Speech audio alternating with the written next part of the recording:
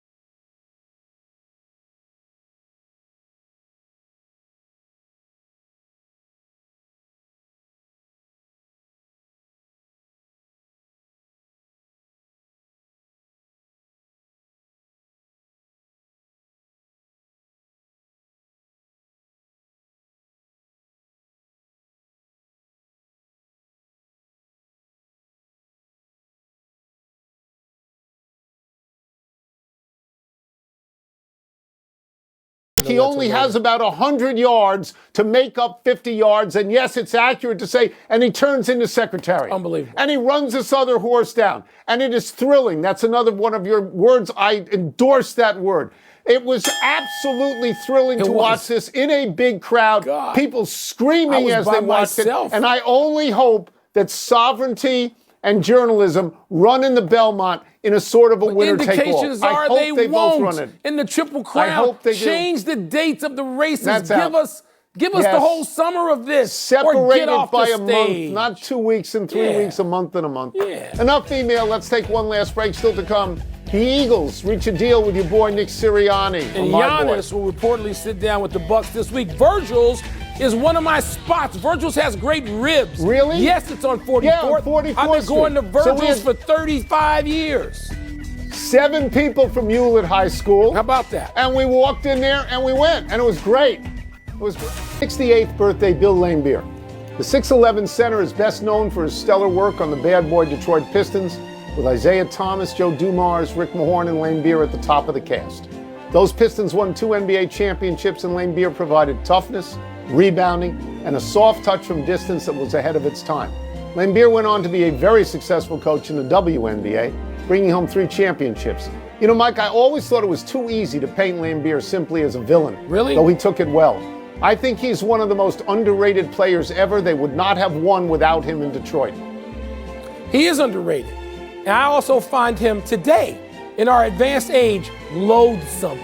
Always did. He wanted to be the villain. He embraced it. You see, when Robert Parrish knocked him out and Jess Kersey looked at Laimbeer on the ground in a Game 7, on the floor in Boston Garden and said, Bill, get up. Howe won the WHA MVP, an award that was later renamed the Gordie Howe Trophy. Yeah. Howe played with the Arrows until 1977 when he and his sons joined the New England Whalers, who would later become the NHL's Hartford Whalers when the merger occurred in 1979. Howe finally retired in 1980 at age 52. The Howes are the first family of hockey, like the Mannings in football, right, Mike? Oh, there's no question, Tony.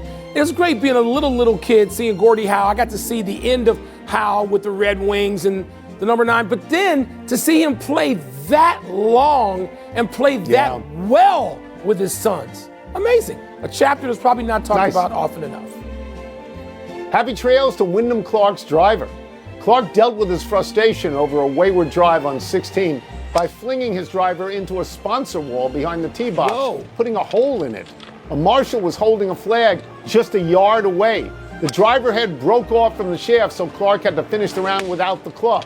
Other players like Rory McIlroy and Scotty Scheffler were forced to change out their drivers after pre-tournament testing ruled that their club faces were too springy from being thinned out by use. You know, if you're going to check the drivers, it would seem to me, check all of them. Not just 50, check everybody's driver in the field. Or you just, what are you doing? I mean, how do you decide which 50 to check? That's sort of weird to me. I agree with this 100% because you villainize people if you don't check everybody. Right. You have to check everybody. And you have to realize that the driver face thins out because they hit the ball time after time after time. People think they're cheating. They're not cheating. No. You know, check everybody. Let's go to the big finish. Caitlin Clark and the Fever trounced Angel Reese and your Chicago Sky in their season opener. Your reaction? The result is incidental. What goes on between those two and the perception and the reaction to them and anything they do, that's going to wind up being, for better or worse, a story for 10 years. The Eagles and Nick Sirianni agreed on a multi-year extension. Your thoughts? His record is 48-20. Wow. You lock him up as long as you can. He's 48-20. Yeah. What are you, nuts?